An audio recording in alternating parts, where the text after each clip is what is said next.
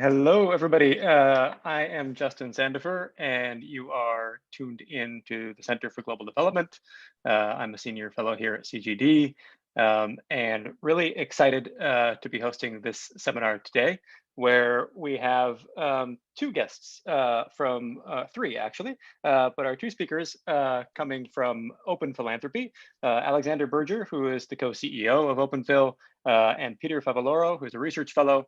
And they're going to be presenting something with a very dry sounding title, but with kind of big and exciting implications. Technical updates to our global health and well-being cause prioritization framework. When you have a lot to say, you don't have to sex it up too much with a fancy title. There's a lot of stuff to unpack here. Open Philanthropy, for those who don't know, is a big donor in global development and global health, and prospectively has committed to something on the order of giving away $1 billion over the course of the next 2 years in this domain. And they go about it very systematically. And specifically, Peter is going to lay out for us exactly how they think about allocating that money. In response, we have, I think, an excellent discussant. Eva Vivalt is an assistant professor at the University of Toronto, an economist, who I like to think of as sort of an expert in sort of meta evidence, both how we collect evidence, what we know about global development, and how we translate that evidence, into meaningful lessons. She's also done work on cash transfers, which is, tangentially relevant here to this conversation, and lots of related topics. So I'm really looking forward to what Eva has to say in response. For those of you who are watching, you can send questions our way via Twitter, if that's your preferred method, or on the YouTube channel, you can send things there, and we will see them here on our end, and I'll relay those questions to Peter and Alexander and to Eva as we go. And we will have lots of time, I think, at the end for Q&A, so you can build up your questions as we go along. With that introduction, I think we should go ahead and dive right in. I think Peter is going to do most of the talking in the first part, and Alexander is kind of here to answer questions as needed. So I'm going to turn over to you, Peter, to share your screen and go through the slides. Excellent. Thank you, Justin. I'm going to just share my screen here so that I can jump into the slide deck. We're very grateful to CGD for hosting this and making it possible for us to get some positive or some helpful feedback from smart people, helping us make sure that we're actually thinking these things through properly. So our let me jump into presentation mode here. Apologies.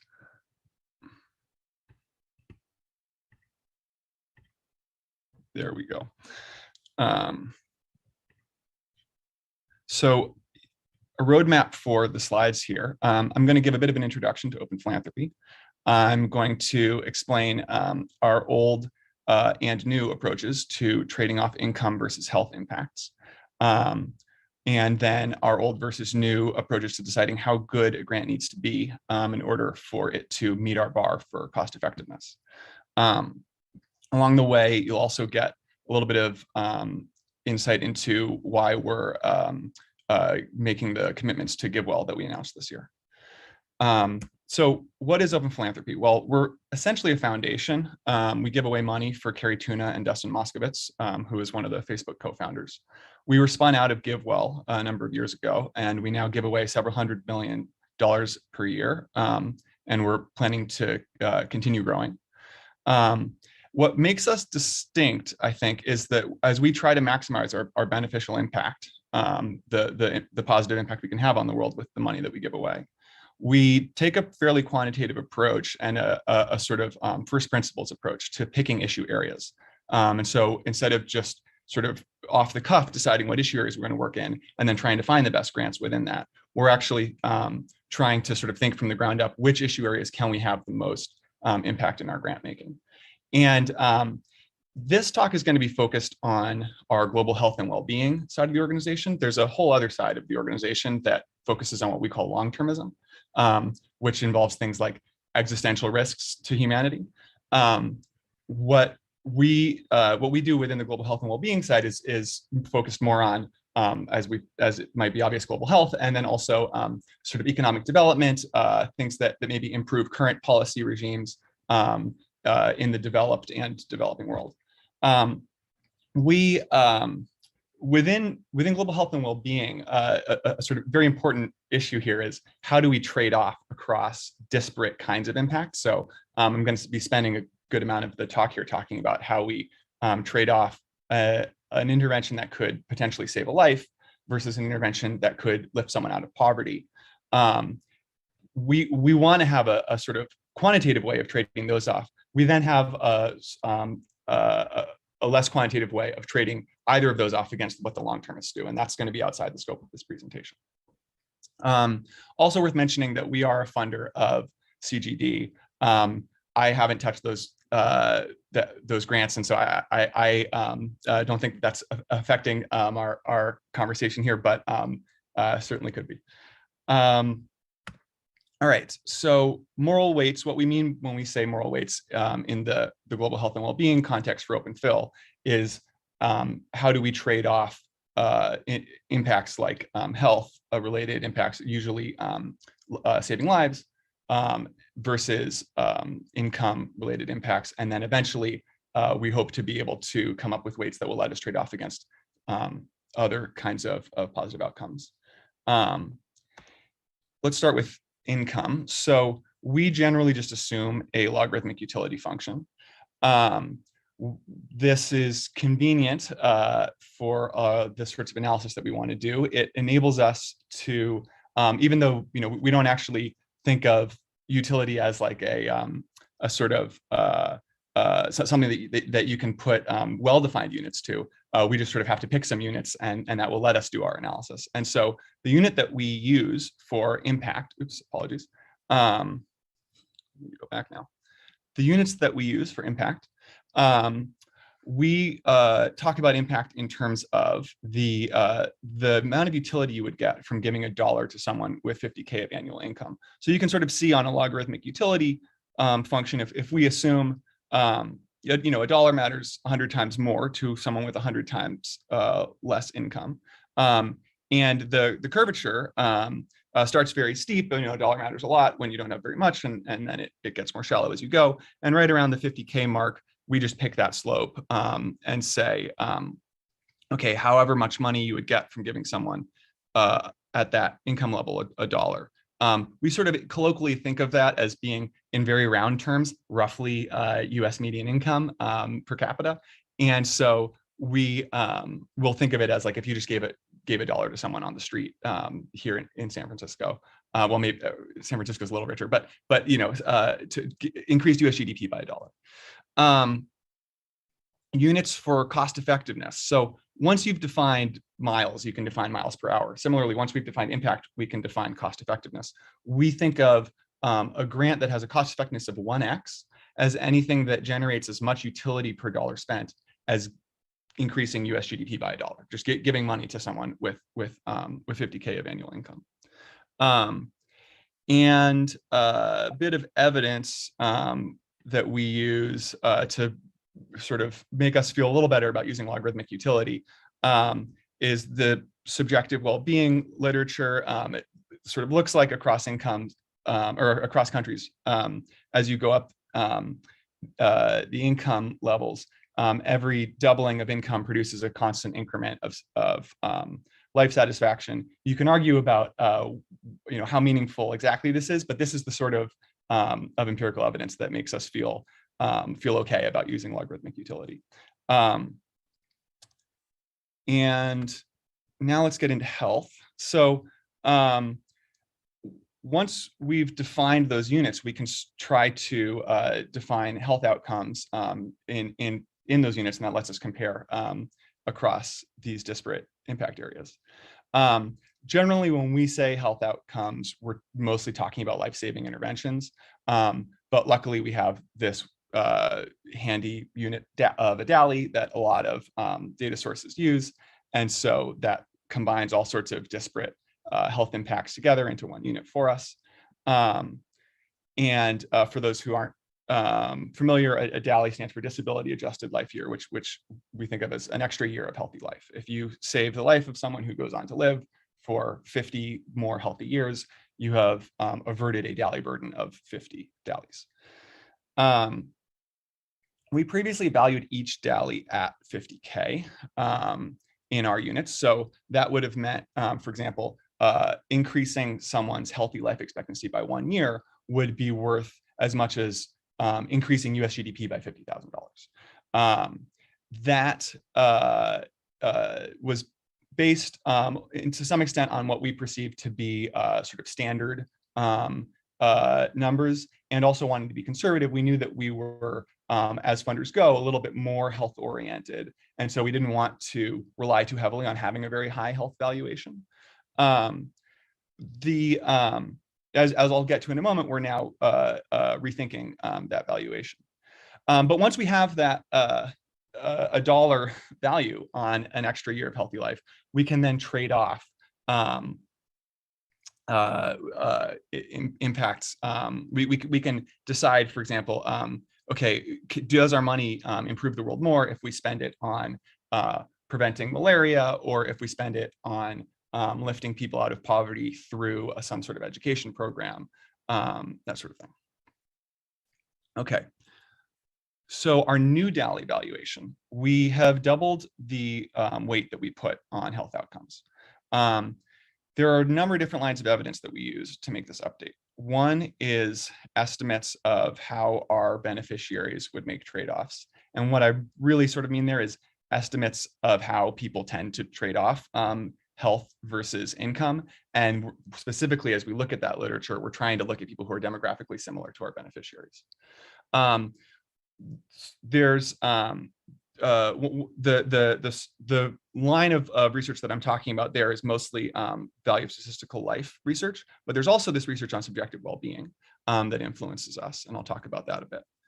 And then also, we had a sense that other actors in the field were valuing health a little bit more highly than us, and in particular, GiveWell is who we route a lot of our health work through, and a lot of our development work through.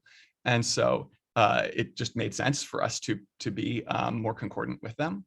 And then another input here is that we wanted to avoid whiplash. So we're deliberately sticking with round numbers, making smaller changes than we might be able to justify, so that we're not moving our analytical framework around up and then down.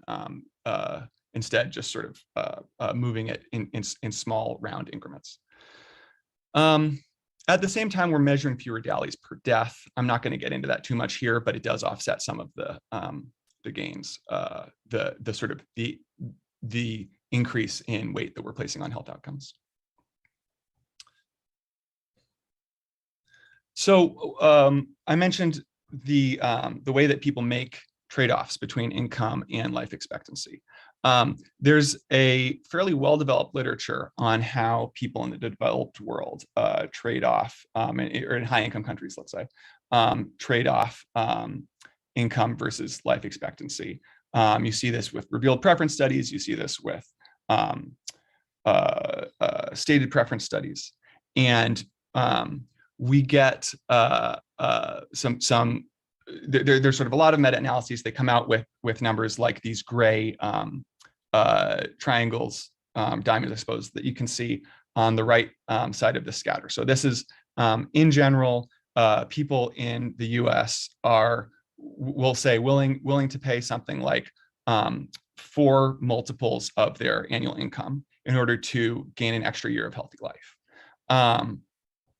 And then there's a somewhat less developed literature looking at lower and middle income countries. That's what these blue dots are. There's a lot of different ways of processing this. And in general, people use different units than I'm using here, and that ends up placing these blue dots a lot lower than the gray ones. If you, instead of measuring things in terms of income multiples, if you just measure it in dollars. But what I take away when I look at this is this evidence doesn't constrain us that much. There are a lot of different values that you could imagine people at the global poverty line might place on an extra year of healthy life. we end up with something like 2 income multiples. And so you can see these yellow diamonds off to the left. Those are a survey that GiveWell commissioned from ID Insight of people who are demographically similar to their beneficiaries in sub-Saharan Africa. And those numbers seem not radically out of step with these other numbers. And so this is one line of evidence that makes us say, okay, valuing an extra year of healthy life at roughly 2 times annual income doesn't seem crazy. I mentioned, by the way, I sort of teased that I would talk about the subjective well-being literature, so I'm going to do that for just a moment here.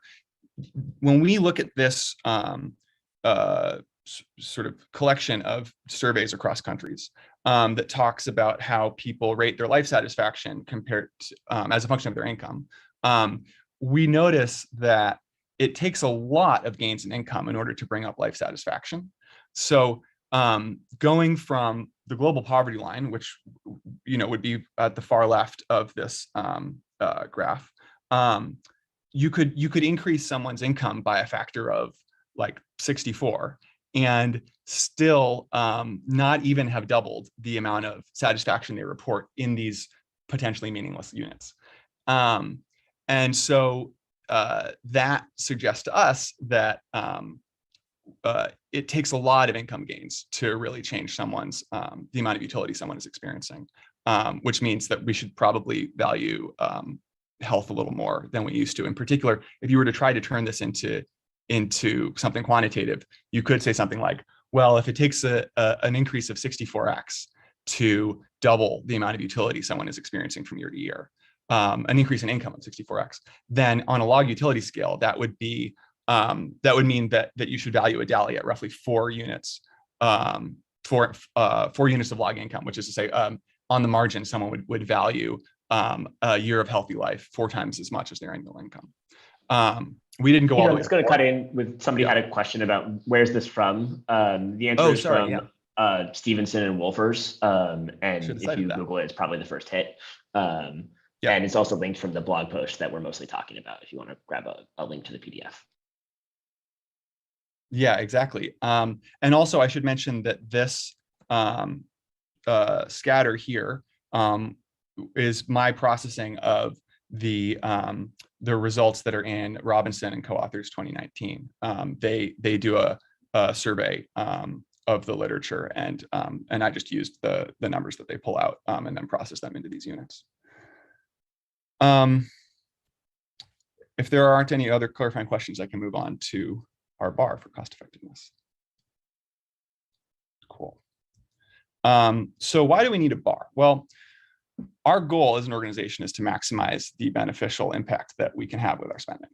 And that means, as a first order condition, we should equalize the marginal cost effectiveness across our different portfolios and across time.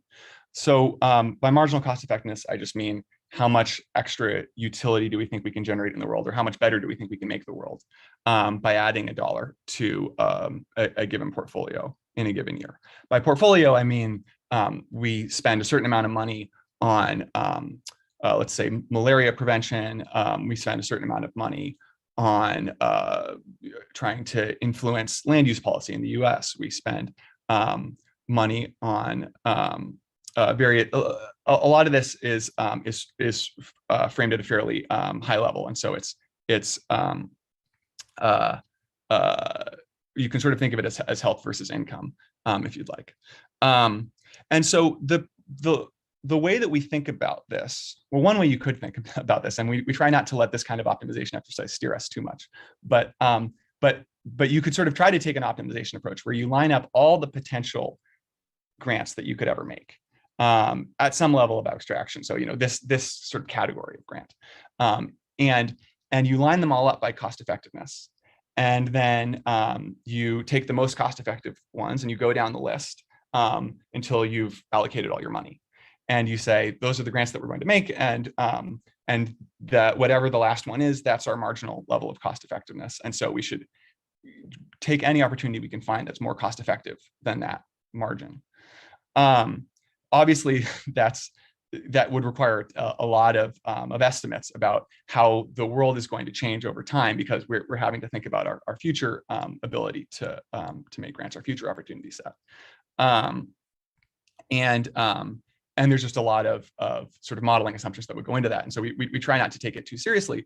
But when we do that sort of analysis, I'll walk you through a few of the inputs here, and then tell you where we come out.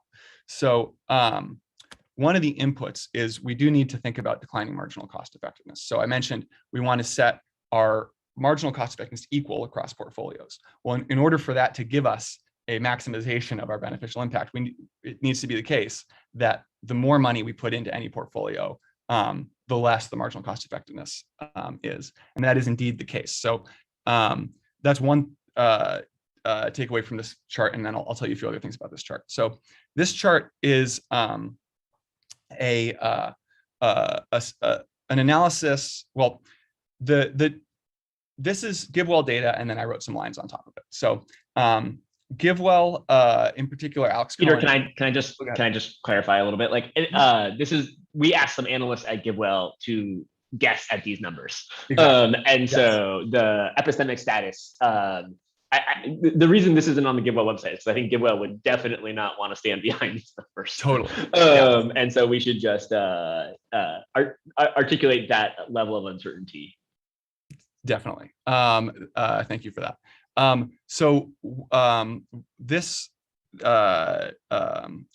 what this data represents is a very rough estimate of where would GiveWell's cost effectiveness be today if at these different levels of spending, if they had fully explored the potential opportunity set available to them. So they have done a pretty sort of effortful job of exploring all the really cost-effective opportunities at lower spending levels, more like their current levels of spending. And that's what you can see with these red dots around a cost effectiveness of 10x. So here I'm plotting the cost effectiveness on the y-axis of each grant, and then the cumulative spending that you could accomplish by adding up all the grants up to that level of cost effectiveness. So, for example, just to explain a little bit more carefully what's happening in this chart, the red dots are representing different grants that you could make, and you can see there are if you were spending something like $300 million per year, you might expect to find that your marginal level of cost effectiveness was something like 10 times better than what GiveWell calls cash, which is give directly. As Alexander said, these are like very, very rough numbers, especially as you go further out the spending curve. So this is just one person's attempt to estimate, okay, how good do we think we could be if we were spending $1 billion a year, or even $10 billion a year, as you go out on this x-axis here. And that's in the year 2020 and then they Peter, do you want to say a little bit about the different units here? So like why give directly versus R1X being US GDP, and what the difference is there, or how to translate between those spaces? Yeah, so let's see. GiveWell tends to use as their units for cost effectiveness. How much better is this than give directly? Give directly is a very scalable intervention. So they could always use some more money, and they're a fairly nicely defined benchmark that GiveWell can use to compare their other interventions to. We generally, as a rule of thumb, think of GiveWell's units as being 100 times greater than our units. So when GiveWell thinks about giving money, compares things to give directly, and we compare things to giving to a random American, and we think that give directly is 100 times better than giving to a random American. That's pretty rough, but that's sort of the difference in income levels between give directly recipients and our 50K benchmark. And with the logarithmic utility model, the difference in income levels gives you the difference in cost effectiveness for a direct monetary grant. And Justin was asking in the chat, so like, what are these different red dots? And basically they're like tranches of funding that can be different programs or different interventions in sort of different places or at different scales. Right. So like the bottom right dot is meant to be give directly. So like you can see that like the sort of 100 billion at 1x cash is like the idea that you could really scale give directly given the scale of global poverty. Obviously, like, you know, we're talking about like, that's like, you know, 500 times out of sample right now. But so just to give a sense of what these numbers mean. And then a lot of things in between would be things like interventions that GiveWell thinks are like probably more cost effective than give directly and more scalable than their current top charities. And then the top left red dots are things that GiveWell already funds or recommends. So like bednet distribution in countries where like there's a gap and malaria prevalence is really high. You might get like more bed nets in places where malaria prevalence is more marginal as you like move down the chart, for instance. But there's a lot of other interventions there. But sorry, so then the horizontal position of this dot is not the current actual funding scale, it's kind of the maximum potential that GiveWell sees. So this was a very hypothetical exercise, and I think there's a reason why this chart hasn't seen the light of day before, is that it's made up data that I then made up some lines on top of. But there is thought that went into this. I mean, it's sort of trying to think through, okay, if we had explored the opportunity set at $1 billion a year as thoroughly as we've explored the opportunity set at $200 million a year, how much do we think there could be? And as Alexander said, that's thinking in terms of very broad categories. Okay, maybe there's this much that we could do on clean water, and et cetera. So one takeaway, very simply from this, is you do see that if you sort your grants in terms of their cost effectiveness, then you do indeed have declining marginal cost effectiveness as you scale up your spending, which is an ingredient in sort of doing the kind of optimization exercise that I was talking about.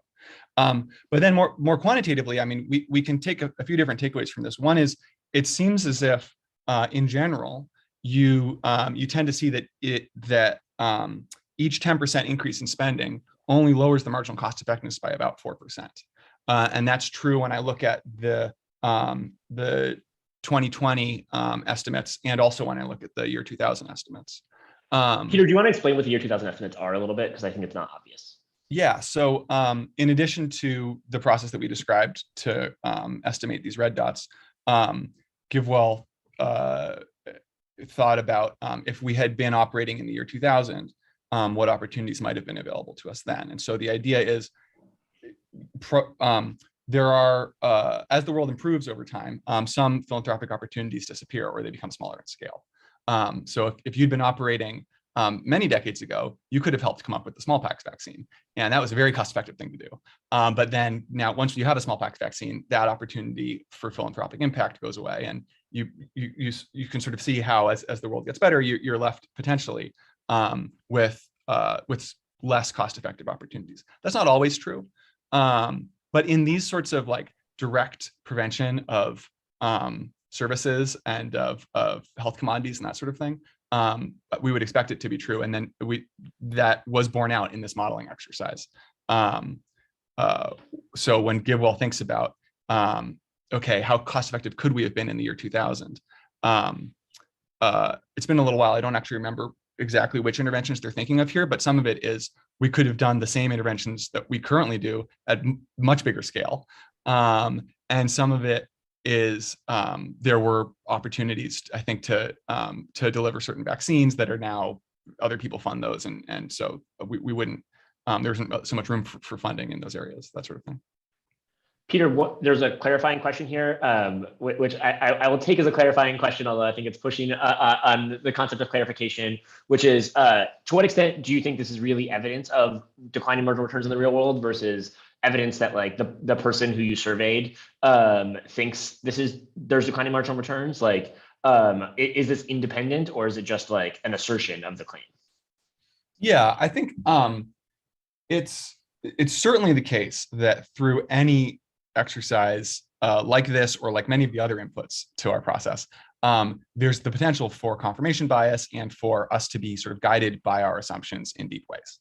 I would say in this case, definitely like the way that this exercise was structured, it would have been impossible to not find declining marginal cost effectiveness, in that we were sort of assuming that if you imagined in the year 2000 what we could have done, we would have funded the most cost effective things first. That said, I'm not that worried that we're wrong to assume declining marginal cost effectiveness, at least in expectation. We do, and GiveWell does, genuinely try to fund the things that we expect to be the most cost effective. And if we were to reduce the amount of funding that we gave, we could be more picky in our grants. And if we were to increase the amount of funding that we give each year, then we would be less picky in our grants. As long as our expectations about cost effectiveness are somewhat indicative of actual cost effectiveness, then I think that particular assumption will hold up. So I'm not too worried about that one, but I think more broadly, it's definitely the case that we could have all sorts of confirmation bias and sort of just being guided by our assumptions. I agree with that. And I would just add that I think that like the two most important things to sort of like read off this chart from my perspective are, one, the ADAs or the slopes. And so I think it's fair to say that like, okay, this slope is not like evidence in the world. What you're saying is that like a GiveWell analyst implicitly thinks this is the slope. And right. I think that would be like a perfectly reasonable reinterpretation of this chart. And then the second thing is the difference between the like sort of level of the 2000 line and the 2020 line, because most of this talk is about sort of within year optimization across portfolios, but we're also interested in intertemporal optimization and right. how quickly is the sort of intercept of the line going down is of independent interest for that question. And so I think those like the summarizing this chart as like, well, some people think, you know, it's sort of like this slope and then the line is like moving down right. over time at this rate is I think a totally reasonable summary of the chart. And then we could argue about like, well, why do I think that the slope is sort of more plausible than like one person thinks it might suggest? And I think there are reasons to believe that, but why don't we take that for Q&A? Yeah, exactly. Cool. Well, Alexander just summarized the remainder of what I wanted to get out of this slide. So I'm going to move on to the next one. Let's see. So our previously, when we had a bar for cost effectiveness, we described it as 1000x in our units. A spoiler here is that our new bar is also 1000x, but the units change a little bit as we shift the health valuation. So what our previous bar meant was that in order for a intervention to beat our threshold for being worth putting money into, it had to either avert one DALY for every $50 you put in, or increase 10 people's income by 10% for each $50 you put in, or some combination of the two. And so to take an example, the Against Malaria Foundation has programs to distribute bed nets in the Democratic Republic of the Congo. And GiveWell's estimation of the sort of ongoing impacts of that is that every $100,000 you put in averts roughly 1,000 DALYs of health burden, and also increases incomes by what we would call $65 million in our income unit. So it's like as good as giving $65 million to people within our benchmark income level of 50K. And so together, those impacts mean that this AMF program is above our bar.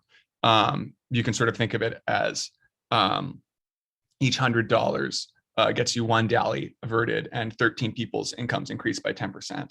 And if you compare that to the top bullets there, you can see that you're on average beating those criteria. So that's how we apply this sort of framework. And as you can imagine, it's very rough. There's a lot of estimates and assumptions that you have to do in order to sort of estimate what the philanthropic impact will be of your grant making on any given grant. And so we do keep that in mind, and that's part of why we like to have our bar in sort of round numbers. No false precision here. We know that we could always be off by a factor of 2 in either direction when we're estimating the impact of any grant.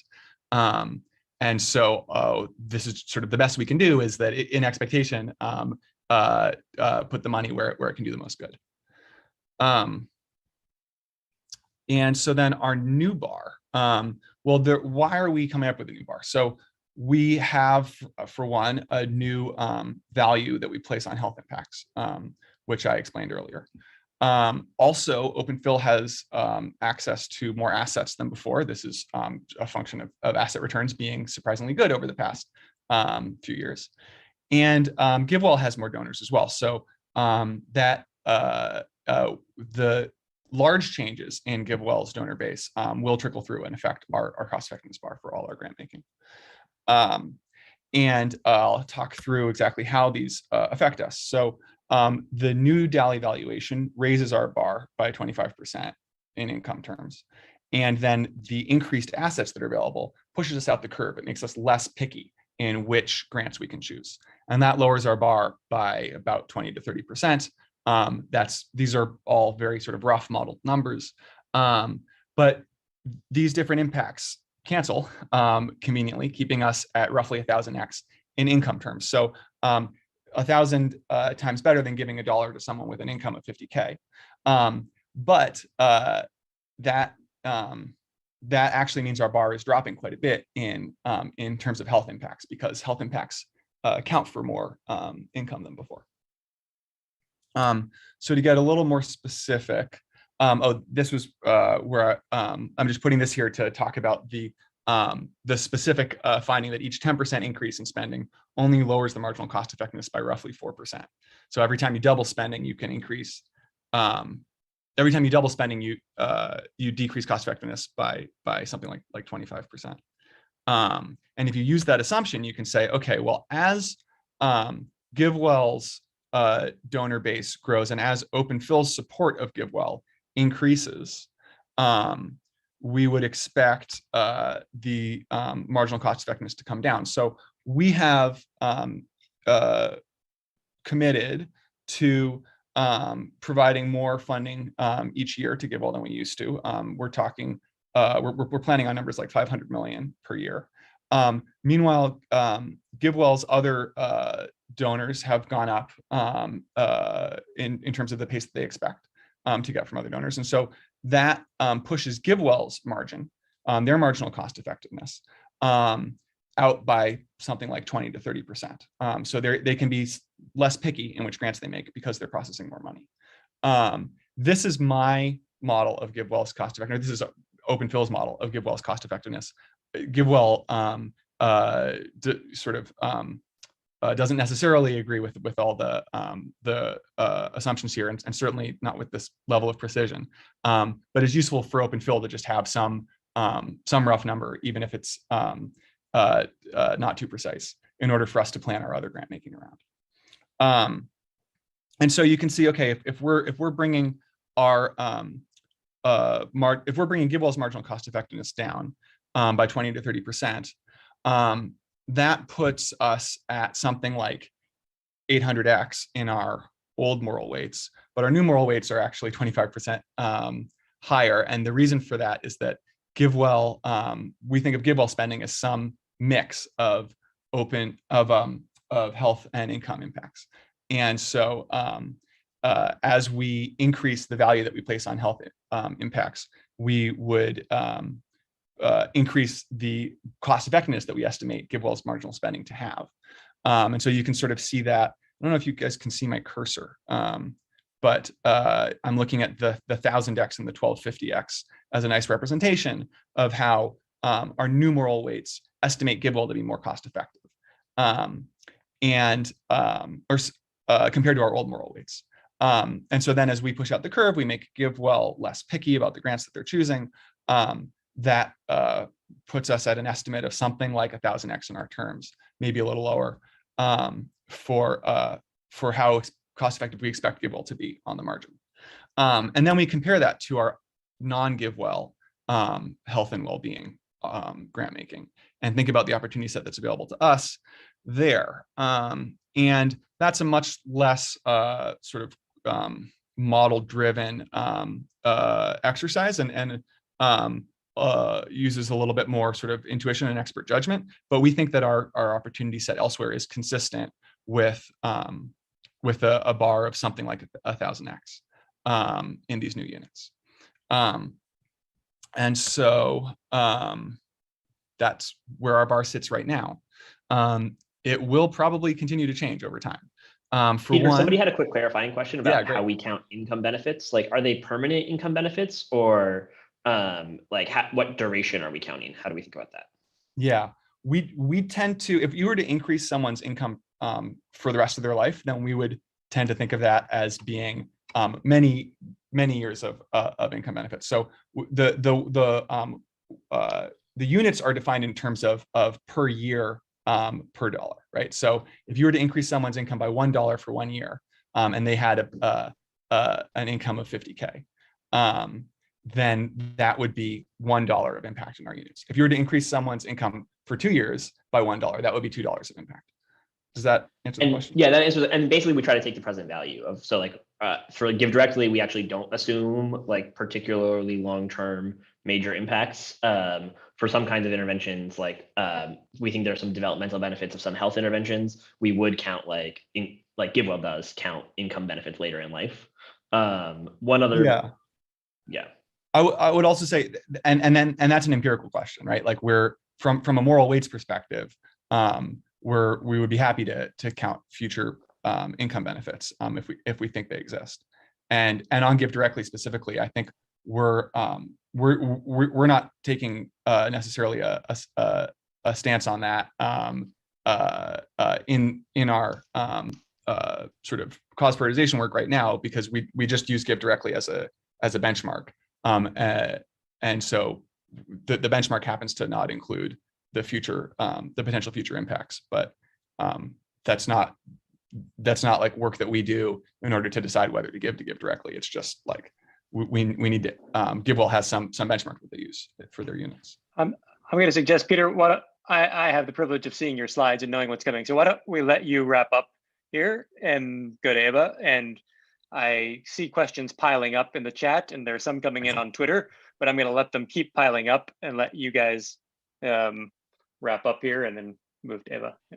Cool, great. Well, as Justin hinted, this is my last slide. So it's likely that our bar is going to change over time.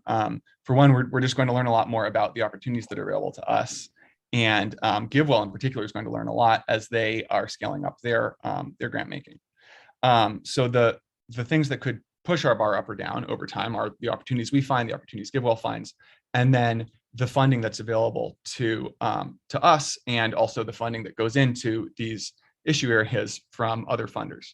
It's also possible our moral weights could continue to change as we do more thinking, and as we talk to people in settings like this. So we're eager to get some constructive criticism here and help us decide if we're thinking about this stuff properly. Thank you. Excellent. Thank you so much, Peter. So, I think more math than most of the philanthropic allocation conversations I've been involved in, at least. But this is a fun presentation. And before we let people come in, and I know we're going to have lots of reactions, I want to turn over to Eva and have her. I know you have slides, so there we are. Eva, the floor is yours. Awesome, thank you so much. Okay, so this is a super interesting amount of work. It's like the big question to me is cause prioritization. And it's really easy to sort of see the importance of the topic because, just in general, taking a step back, suppose you're trying to achieve some kind of goal. Here, it seems maximize some kind of well-being. Well, there's several things that go into achieving it. You could try to just sort of put in more effort. You could try to work more efficiently. but you also need to make sure that you're heading towards the right goal. And so when we're talking about cause prioritization, that's kind of a mix in some sense between 2 and 3. You're using your resources, in this toy example, effort or hours of work, you're using them, better and towards the right kind of purpose, which gets towards these moral weights a little bit. And so, theoretically, at least, if you were to try to solve this problem and were able to do it very well and convincingly, you can get thousands of times more good done per dollar or whatever, right?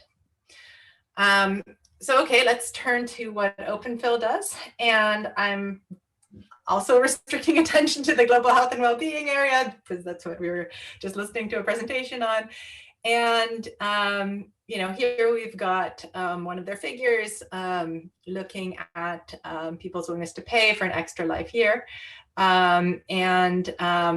Basically, this is part of what is causing them to shift towards putting more emphasis on interventions that are improving health, basically that it's easier to improve people's well-being through health rather than improve people's well-being through extra income. Okay, so first of all, kudos. This is always a very super transparent group. They're very upfront in their long post. So this is, I think, all. There's a blog post out there, right? If you haven't seen it, I encourage you to read it. They're very upfront in that post about, which things they are confident about and which things they are less confident about. And that is super critical. So that's really nice to see. Another thing that I liked in particular is that they have got estimates for many different kinds of studies. So when they're looking at the literature on, happiness and well-being, they're looking at a lot of different things in there. When they're looking at, the value of a statistical life, they've again got a lot of different studies, which of course is valuable because any one given study doesn't really tell you very much. Like there can be a lot of variation in the estimates. So it's nice to have a lot of estimates to draw upon. And, there is a sort of a huge literature actually on this general kind of approach of putting things in one common denominator. So you can think of it as years of life lost or DALYs as a conversion factor between interventions. This is not as completely comprehensive as one might think, in the sense that there's, you can also think, well, how do we then also compare education interventions or other kinds of interventions that are not necessarily captured by, health? But again, this is the global health and well-being. So, okay, and there's some arguments. I understand that, health, if you were to try to compare it more with other kinds of outcomes, might still come out ahead. This is, as I say, a large literature. It is sometimes controversial.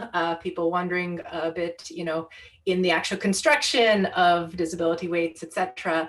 Well, isn't it the case that people would adapt to various kinds of harms? And so actually, it's not necessarily the case that, so there is still, an active area of research asking some of these questions, but nonetheless, it's, quite established. This is, from an academic point of view, a very reasonable kind of way to try to put things into a common denominator, since one kind of needs to do that. I'm just going to make a few quick comments. First, I'll point out the real reliance on flow-through effects here. So sort of in their own plans, they focus on interventions that have a kind of multiplier effect. So for example, and this is just, these are 3 items that are taken verbatim from their blog post. I should put quote marks here. Advocacy around scientific research or policies, scientific research around global health interventions, and policy around global health and development. These are all great. They are not ultimately themselves going to have the final impact. So a lot depends on, what you think is going to be the impact of a particular, research agenda or effort to promote policy. And, there can be, the flow-through effects are kind of hard to measure for some of these things. So, yeah. Second point, maybe somewhat mild, maybe not, is to not write off entirely population ethics and abstract from that. So here I was trying to look up, I just found one figure of different estimates of essentially somebody trying to look at what's the impact of like baby bonuses that increase fertility rates, right? Because if you're thinking, okay, well, we're putting everything in terms of a common denominator of DALYs, well, theoretically speaking, if you were to increase the population by one person, then you've got, say, 70 years of life expectancy right there. So if you are thinking of, the old rule of one DALY is per $50, say, was the old threshold, right? So, okay, can you create one new life for $3,500? I'm not sure. I'm not an expert in this area. As I say, I just found this one slide and this one figure. Doesn't seem to be the case, but it does seem that, if fertility could be a thing that is sort of increasing importance, especially as it seems like it may be getting harder to find sort of cost-effective interventions in some sense. So, and you can definitely think, okay, well, now you're weighing health outcomes more. And also, if you think about it, okay, well, if, one extra life is essentially $7 million in their units, then, something that creates a 1% change in fertility, which is in the realm of plausibility, would change the outcome by like $70,000 in their units. So it could actually change some of the cost effectiveness estimates of various things. It could be sensitive to this. Of course, I don't know exactly, but it would be a thing that I'd be curious in learning more about. And then finally, when to give. So I was very happy to see just in the slides this morning, that figure with those two lines that were decreasing with all the dots. I hadn't seen anything like that before. I had been thinking for a long time somebody should do something like that. I was a little disappointed to hear that, that's why it's never going to be on a blog or not to put it too strongly. I would encourage either Open Phil or GiveWell to, make a version that is more publicly out there and is more strongly believed, because it would be actually really nice to see both how the money needed per DALY changes over time, as well as how that compares to investment performance, because there is this open question of, should you actually give now or give later? So if you give later, you can, potentially compound the money that you have invested before you give. And of course, whether that makes sense is going to depend on both your investment performance and how that money needed changes over time. Okay. So, granted, they are in a somewhat different situation than one normally is when we're thinking of, giving now or later. They are under a particular constraint of trying to spend a lot of money within the primary donor's lifetime. But nonetheless, it seems like there's, if anybody were to make these kinds of estimates, I think that Open Phil or GiveWell really should be doing that. I would love to see it and in more detail.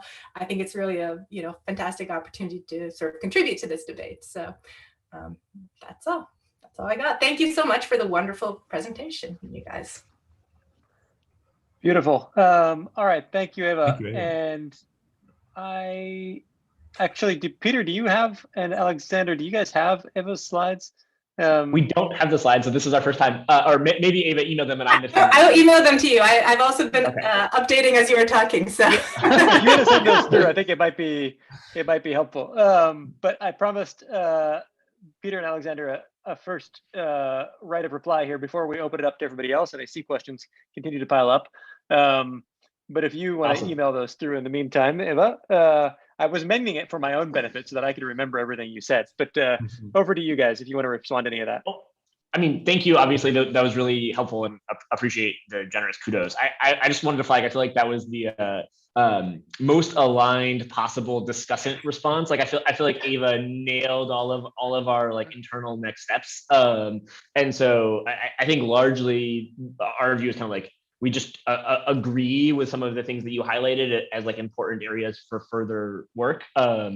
And so just running through sort of my notes there quickly in order, I think you're right that, flow-through effects and sort of second order consequences of these interventions, given that we do have low sort of normative discount rates, is a huge deal. And I think it's a huge deal even if you just focus on saving lives. So our colleague David Rudman, former CGD senior fellow, has done some work trying to estimate, like, if you save a life, what is the long-term population impact of that? And I think, roughly speaking, his take was that you should expect sort of on average in a setting, aggregating a bunch of different lines of evidence across a bunch of different developing countries, that saving an under 5 life, that parents reduce fertility by about 0.5 kids in response to saving 1 life. And so the net impact on sort of like total number of people reaching adulthood, instead of being 1 from saving an under 5 life, is probably more like 0.5. But if you sort of compound that population growth, because a lot of these places still have relatively high fertility rates, the like long-term population impacts for good and bad could be significantly larger. And sort of thinking through the full goodness and badness of those sort of second order flow through consequences, I think is a interesting and challenging normative and empirical task, and something that we're planning to and hoping to do more work on. As you know, but probably a lot of the folks in the audience don't. I think the obviously, like, population ethics can generally take you to quite surprising places, and relatively speaking, sort of our colleagues on the other half of the house focused on long-termism are already quite loaded up on a sort of like zero discount rate, total view type set of consequences for philanthropy, particularly around trying to make sure that humanity gets to continue. And so I think there's complicated sort of questions of like sort of the practicality of how much do we want to load on some potentially weird population ethics views that like we might believe but are not uncontroversial. And so I think we need to do a lot more introspection and work to sort of figure that out and try to make that more clear in the world. But I basically just agree that the population ethics and the second order consequences and flow through effects are huge deals that are going to matter a lot for the right conclusions from this kind of work. And maybe that's one reason why you might think like people don't have a ton of appetite for this kind of work in the scheme of things, because it leads you to things that seem kind of irrelevant for the original decisions that you were trying to make. I guess the last thing is just to flag on the giving now versus giving later. I know you've written about that and I've enjoyed your work. I think it's a really important question. And actually, like Peter, we did some analysis on this sort of 2 years ago. That was part of why we've been increasing our support for GiveWell. And Peter's currently working on sort of like revising that for publication. And we're hoping to get it out in the next couple months because we do think this is a core question. And maybe Peter, we can take this as a reason to get that chart into the blog post. So we will take that feedback. And also want to mention, by the way, that Eva, your blog post on giving now versus later was a very useful input to that project way back when. Okay. Well, that was so friendly and collegial. I was, really disappointed in that performance. No, I'm kidding. We have a bunch of comments building up. I'm going to try to, as we start going here, to get more systematic. And Christelle is online here, is feeding me things that you folks are saying on YouTube and some of the things that are coming in via Twitter. For those of you who are on the Zoom call, if you want to, you can put things in the chat or you can use the raise hand function, and I'll try to keep my eye on all these things. So a couple of them that I've seen come through, though, both Dan Stein and my colleague Lee Crawford asked if you guys could say more about how you deal with uncertainty, and is this just treated as certainty equivalence, or are you risk averse, or how do you think about that? And let me pile one more on that, which also came from Lee and from one other person, which was you've come at it twice, but I still don't know if I heard the answer to, do you have a discount factor that you're applying in the short term? And if so, what is it? Sure. Peter, you want to take those? Yeah. Sure. Yeah. I mean, I can start with the discount one. we try not to discount positive outcomes in if they're measured in terms of like lives saved or extra sort of utility from our log of income equals utility function. We try not to discount those just because they might occur further out into the future. We do sometimes discount things if we think there's less certainty about them, right? So if you're sort of have some intervention and you think it's going to generate an outcome this year and also an outcome in 50 years, you're less certain that the 50-year one is actually going to happen for many different reasons. And so we'll try to build that in. We do discount outcomes that are measured in dollar terms because things, dollar gains that happen in the future are going to happen to richer people just because the world gets richer over time. And so our logarithmic utility model leads us to discount dollar impacts in a sort of classic like discount value of time way. And then in terms of uncertainty, I mean, I think it's a great question. I think we probably haven't thought about it enough in terms of like are there places where we can't just sort of take the expected value of some of the dynamics here. There are places where some risk aversion does creep in. So we think about the sort of potential outcomes of or the sort of how much impact could we have in the world if we were wrong about our moral weights. And this is a modeling exercise that was actually pretty helpful for us in knowing when to stop doing this research. And so we modeled out what if the best moral weights were this set of moral weights, but we actually had this other set. And thinking about that and how much good would we actually accomplish, even though we thought we were accomplishing some other amount of good in the world. And there is some risk aversion built into that, just because in the sense that if you have declining marginal returns in any given issue area, then being uncertain about how good they are does lead you to spread it out across issue areas a little more. But I would say that that's the closest we've come to any sort of risk aversion here. We try to generally just take expected values. And when we do that modeling exercise about sort of what might the moral weights be, we find that actually the stakes can end up surprisingly low. So we at one point weren't sure how much more work to do on really nailing down our moral weights, and ended up concluding from one of these modeling exercises that if we pick the moral weights that we're picking right now, we're not going to be wrong by that much, and it's actually not going to change the impact that we have in the world by that much. And one of the reasons for that is we're still going to do some work in health, and we're still going to do some work in income. And the most effective grants that you can make are if we're doing it right, those are the grants that we're going to pick first within each area.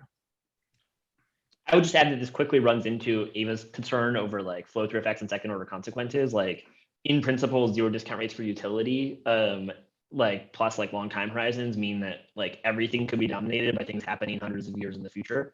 And again, this gets a little bit to like the other side of the house, but like we do not, I think, have amazing intellectual answers about like where to stop that regress or like what considerations count. Yeah, that makes sense. Okay, I want to call out my colleague Amanda and see if she wants to. Well, Amanda, you keep pasting things into the thread. So either ask us some of those or ask us your own question here. Your choice. Sorry. Well, I wanted to ask two questions. One is, if you look at any specific intervention, you're focused on the cause. So I just look at like bed nets and how much could I expect bed nets to make a difference, looking at different kinds of studies over time. But of course, every specific NGO has its own efficiency in terms of deploying bed nets in the real world. So can you also talk about that element of your decision-making criteria, the actual efficiency and effectiveness of a given NGO versus that? Is it just that a new NGO or a global health organization would need to make the case that they support bed nets and they would meet your criteria based on, looking at their budgets and looking at the number of nets, or are you actually looking at the efficiency of their performance in the real world?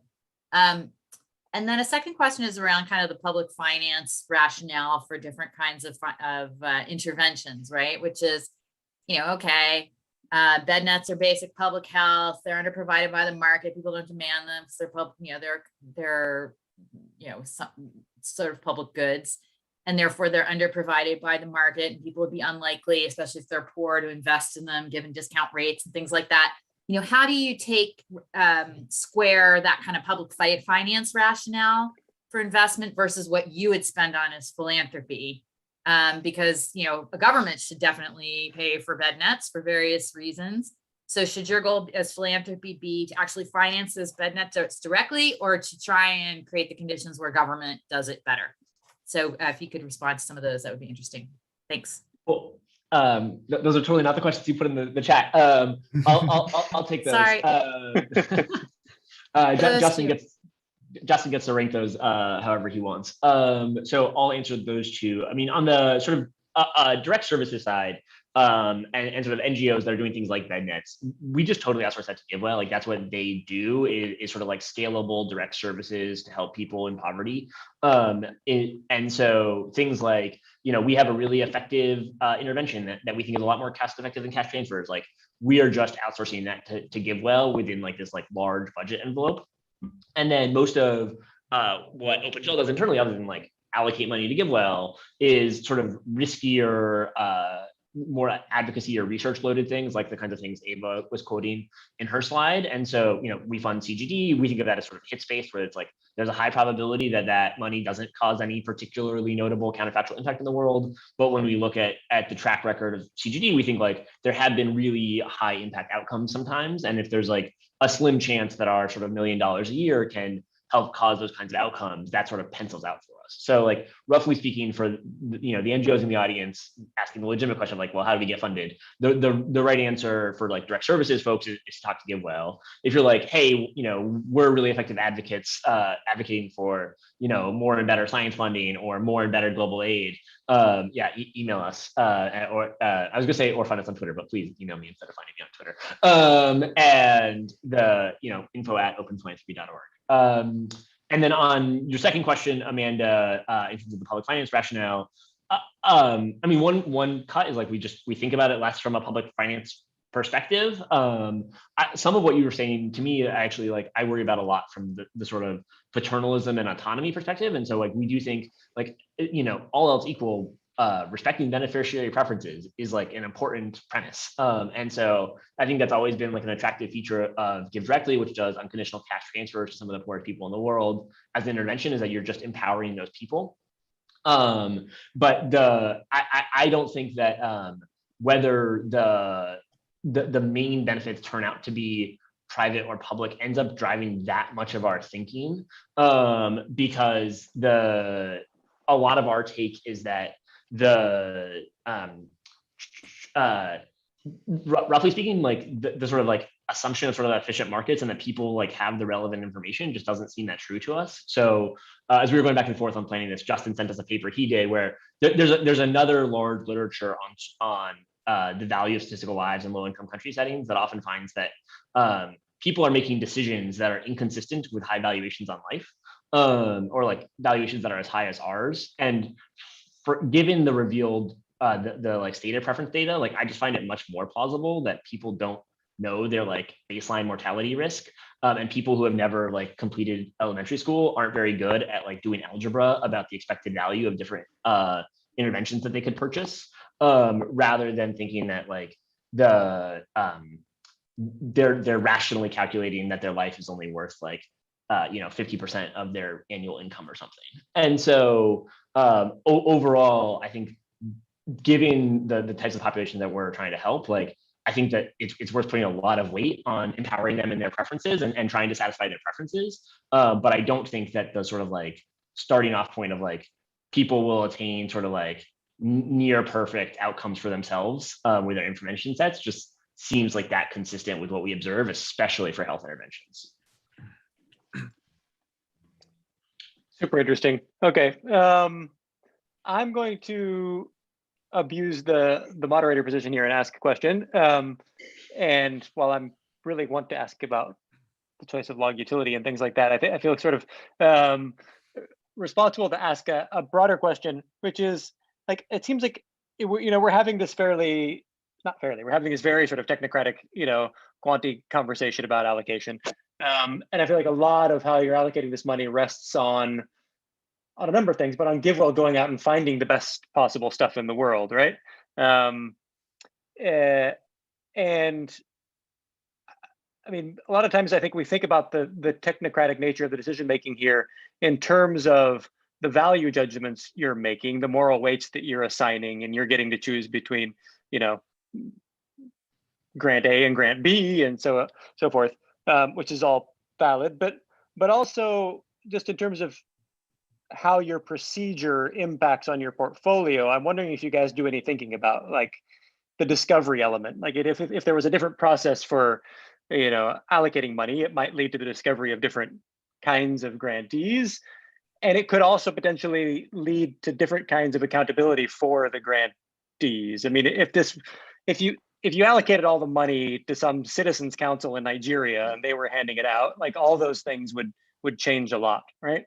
And have you thought about this whole prioritization scheme in terms of those other impacts, not just the moral weights, but the procedural questions? Yeah, a little bit. So we're definitely interested in doing more to like learn more about things that we don't already know about. And so like, we have a fairly finite set of causes that we've sort of prioritized and where we're like have hired or are hiring program officers. We're actually expanding a lot and we're going to have more. And so like part of what Peter and the rest of our team work on is like finding the next new cause that we should hire a program officer in. And so there is plans for more, but we'll have some more news in a few weeks on like some other stuff that we're doing that we think is pretty cool to try to be a little bit more like open to things that we don't already know about, and try to figure out how to like get more inbound from things that are sort of like different from what we already do. That doesn't get to your point about like, look, the Citizens Council in Nigeria might just like have a different procedural lens, and like you guys are kind of have this like inbuilt sort of technocratic lens / bias. And to some extent, I want to just like grant that critique. Like I think that you would probably get different outcomes. I think like one issue that we have is that fundamentally I think like a democratic set of, like once you've picked your beneficiaries from our perspective, like you've already done like something like 80% of the work. Like when you're doing cause selection, like we work on like the far future where like those people don't exist yet. We work on farm animal welfare where like those people are not going to like show up. And so obviously like for the kind of work that we do, I think that it is plausible to have more democratic accountability mechanisms. But the like identification of the beneficiary is already like sort of foreclosing a lot of the option space in a way that I think is challenging. But I think that like we probably could and should do more over time, more to like incorporate like the voices of the people that we are trying to help. And I think like I was really impressed with GiveWell for doing like the commissioning the ID Insight survey of some people who are demographically similar to their beneficiaries to try to get a sense of that. I think though, if you like go back to Peter's slide on that, like it's pretty challenging because it's like, look, it's this one data point and like GiveWell commissioned it, and I think ID Insight did like maybe a better job than most of the literature. But like, if you look at like, those are 2 data points from a literature that is like all over the map on the core question. And so again, like each citizen assembly you put together might just get totally different answers. And so it's a little bit like not clear to me how that scales up to sort of like consistent, correct answers.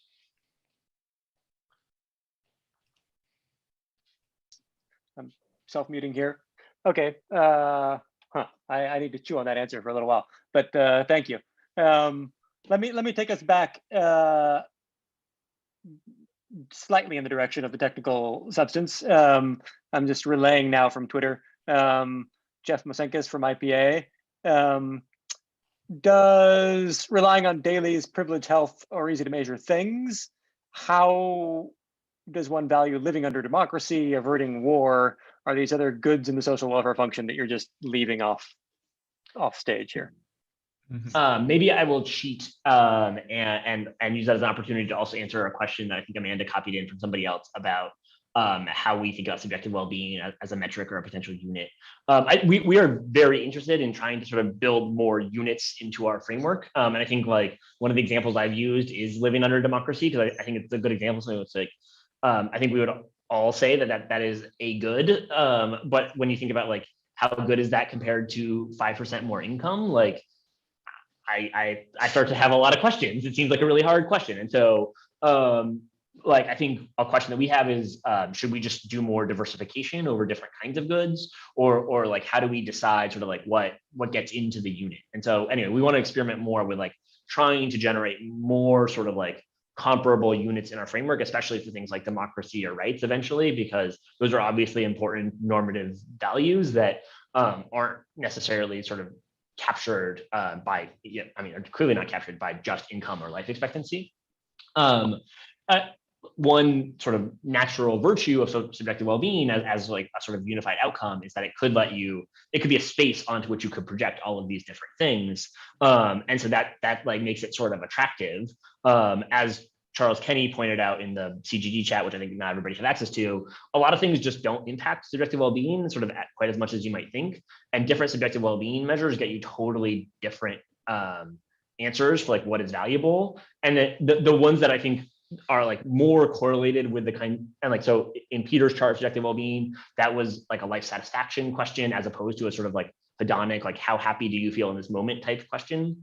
The life satisfaction questions tend to be more correlated with the other kinds of things that we think of as like good things in life that people would naturally want to like maximize and make go up and to the right. And so I think that makes you think like, okay, like maybe life satisfaction is a good kind of outcome, but fundamentally life satisfaction is like a sort of random subjective question to ask somebody about their life. Like, I don't see why it has like sort of deeply privileged normative status. Like if you're a hedonic utilitarian, which like mostly we're not, I think you would be more interested in the other kind of happiness. And like that pushes you in sort of unusual ways, like potentially might make you really care like way more about animals.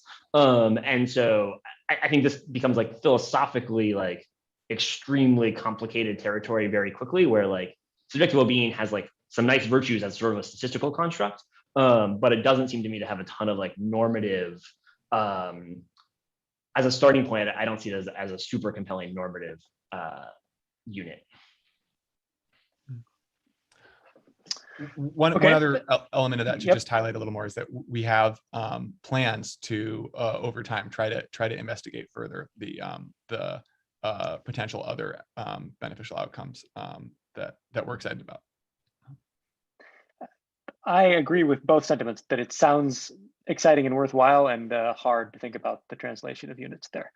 So I look forward to seeing what you guys come up with on that front. I'm staring at Twitter and just reminding people if there's more questions to keep them coming in. We're slowing down there, but there's a few that we haven't gotten to that are being relayed. I think one from the YouTube channel. Kelly Geddes asks, is there any data on economic effects of health interventions or vice versa?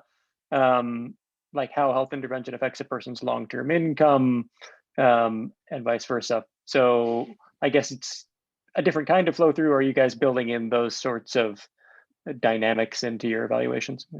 GiveWell does count those. So like partially for comparability, because they find a bunch of income interventions, and so they wanted to be able to count the income impacts of their health interventions. They actually think something like, Peter, you correct, but like a third-ish of the benefits of things like bed nets actually come from the kids who are covered like having more income later in life.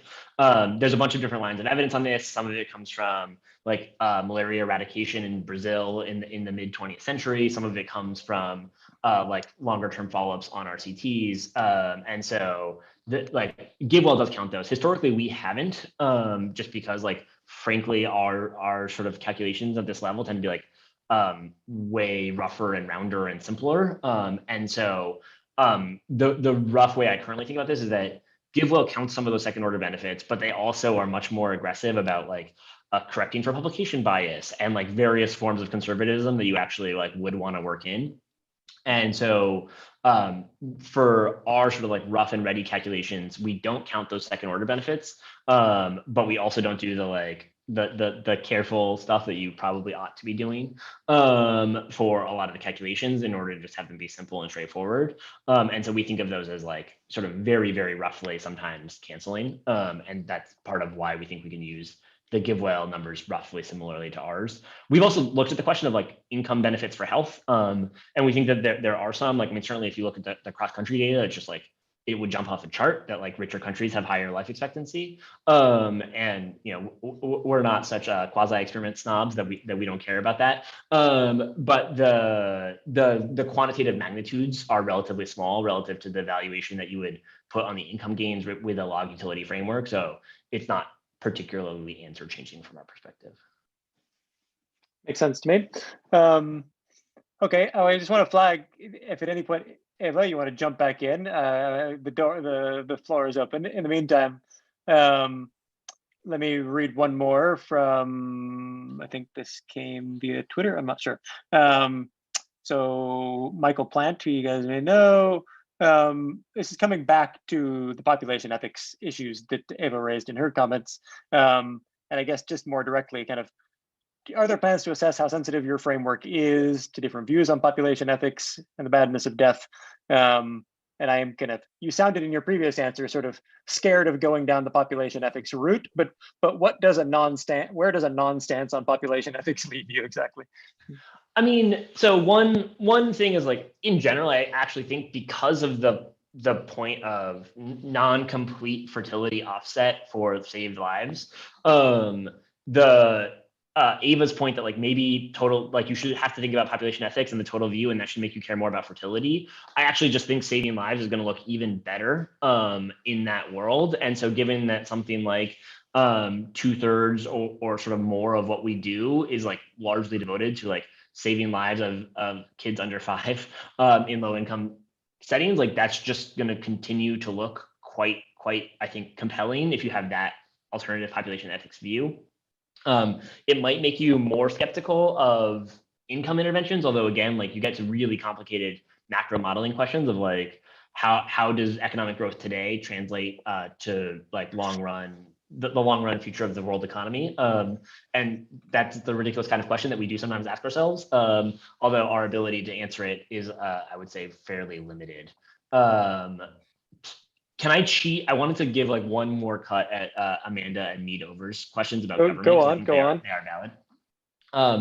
I think there's a good question on the like, okay, so like we fund a bunch of like GiveWell funds, a bunch of like direct services to the global poor. Like there's a natural question of like, why don't governments do more of that? And like, instead of trying to like directly provide this aid, should we just like do something like advocate to governments or support governments to do it themselves? I think that's a totally valid question. I do not think we have some like deep philosophical commitment that like it ought to be privately provided instead of being publicly provided. I think as a practical matter, like when GiveWell has done like fairly in-depth looks at this for particular interventions in the past, and the reality is just that like when interventions go unfunded, governments do not currently step in. And so like they did a bunch of case studies on this for bednet distributions, and then for seasonal malaria chemo prevention, which is like a newer malaria intervention. I think there's a dynamic game there where like you could totally imagine that governments would make different choices in a world without aid, because like right now it's kind of like incentive compatible to hold out because you think you will eventually get aid donors. But if it was like an infinite time horizon and sort of like a binding choice, maybe like these things are so cost effective that it would be worth it within the government budget envelope. But as Amanda could tell you, like current baseline government levels of spending on health are so low that even though I think like it's like well within sort of like the Nigerian government's budget envelope, or even like maybe sometimes like the DRC government budget envelope to like theoretically cover these interventions, as a practical matter, like you could argue that like these end up being inframarginal transfers in some like very repeated game sense. Again, in practice, concretely, like next year, I don't think anybody's going to fund it. So I don't think this is like so concrete, but I think the sort of like long-term general equilibrium stuff is like an interesting, challenging question. I mean, Justin, you've made the point before that like long-term, you do think it's all fungible, but like you're happy about that. And I start off less happy about that. and I start off a little bit more skeptical that it is all fungible. But like certainly we are interested in and planning to do more on trying to like support lower income country governments to deliver better services, because again, like governments are and will be important. Can I ask a related question on that, which is, so you've made the case, and I think there's a strong case to make that that you're not immediately displacing government health spending in the DRC. One thing I've always wondered about, I don't have an answer at the back of my head, is like, if the things in your portfolio just focus on health are so good, and they are 1,000 times better than cash in a sense, what's your story for why you're not crowding out other aid donor money? Or how do you look at the world so differently than USAID and FCDO and CEDA and so on that leads you to these things and them not to pick up these things? I mean, so one thing is I do think like the organizational and institutional structures of aid agencies just like really would militate against this kind of framework, right? So like Peter, like we're starting, I mean, and again, like this is a critique, but like we're starting with this like ridiculously galaxy brain question, just like any project anywhere around the world, like how can you help the most, right? And that is just not like the way aid agencies or governments are organized to ask questions. And so again, like people, you all know better than I do, but like talking about the experience within FCDO of like trying to drive more of a cost effectiveness agenda, it's like they're organized around countries, sometimes they're organized around verticals, but like the dynamic of, look, we're going to optimize across all of this, I mean, as this presentation I think shows, like it's hard to do well, it might be impossible to do well. And as a result, like I do not think it's something that big institutions are generally doing a huge amount of. And so I think it can leave some on the table. Now, like you get to the tougher question of like, okay, but like there is a DRC mission. Why don't they do more on malaria, right?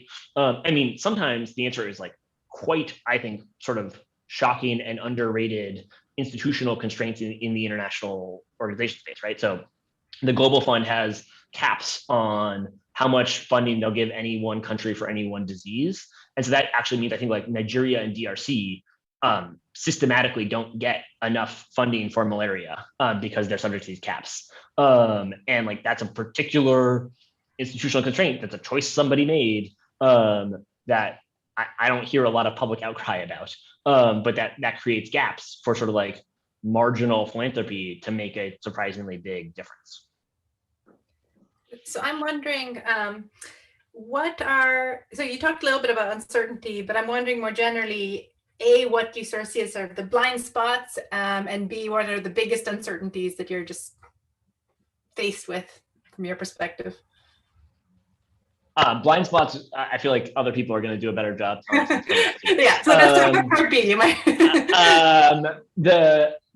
On uncertainties, I mean, I do think the second order consequences stuff just like it plays a really big role in my mind. Like, in like the fundamental project of trying to be sort of a utilitarian philanthropist who's trying to help other people as much as possible, but with a long time horizon and being willing to like take a lot of risk and be really uncertain, I think it's just a ridiculously hard project. And it might be like harder than is feasible to do well. And I think that's a legitimate question or critique. And we see ourselves as like experimenting and trying to do it. And when we end up doing things like providing like basic health goods to the global poor, we're kind of like, okay, well, like, how bad could this be? Like, if we are wrong and this project is sort of doomed to fail, I at least I find it heartening that where we end up is like supporting some of the poorest people in the world on things that we think will allow them to lead better and longer lives. But I do think there's real questions over like,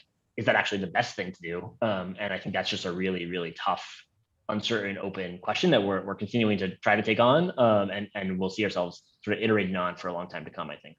Just to really briefly follow up on that, I wonder, some of these things may not resolve in some sense to the farther future, but can you talk a little bit about, is there any kind of sort of retrospective evaluation of, oh, you did this risky thing and, we kind of know, like, here's our sort of our, hit rate on the risky things that have realized an outcome to date? Yeah, two things that we do on this One is that when we make grants, we tend to try to make quantified predictions of what outcomes that will be observable in the world that are associated with the grants. Usually they're not like the terminal impact, because like the terminal impact like of funding CGD when we're 5% of its total funding is like going to be very hard to attribute back. But things like what kind of output do they have? And we see that as like just important for the process of building calibration, and we're sort of inspired by Philip Tetlock's work. The second thing that we do is when grantees have sort of hits, again, we see ourselves as very much hits based. We try to do in-depth case studies on them to learn about like what happened and like was that sort of attributable to us in a more like journalistic or historian sense. And so we often will commission outside researchers to do those. And those have updated us significantly on the returns to our portfolio and have led us to like prioritize or deprioritize different areas over time. And so recently we spun off our criminal justice program partially based on some of the evaluation results there, where we thought it was doing really good work, but that wasn't necessarily above this bar. Okay, I'm the one who has to kind of take away the punch bowl here and say that we are getting past time. We are in cyberspace, so there's no actual physical constraint on us here. But to give everybody permission to exit, I should let everybody go. This has been super entertaining for me, and also really informative about how you guys think about the world. I think it is, with the caveat that you already put down, which is that Open Phil is a funder of CGD, and I should have mentioned that at the beginning. And thank you to Peter and Alexander for reminding me of that. But I just find it, as you said a minute ago, kind of a radical and a refreshing approach for all the faults of a sort of quantitative, formal approach to doing this, to sit down and try to rationally allocate money around the world to to some of the poorest and neediest people in the world and to some of the highest return causes is, an exciting venture. And it's fun to watch you guys struggle with it, even if, we don't always agree with all the answers. Thanks so much for taking the time to do this publicly. I should say that when I invited Alexander to come do this, I didn't really specify that it would be on YouTube. And so gradually, but you guys never balked at that. I appreciate you doing that. Final words, 30 seconds to wrap up before we close. Thanks for having us. Thank you so much. Eva? Thank you. All right. Thanks everybody for tuning in. Thanks to our speakers for being here. Have a good afternoon, everybody.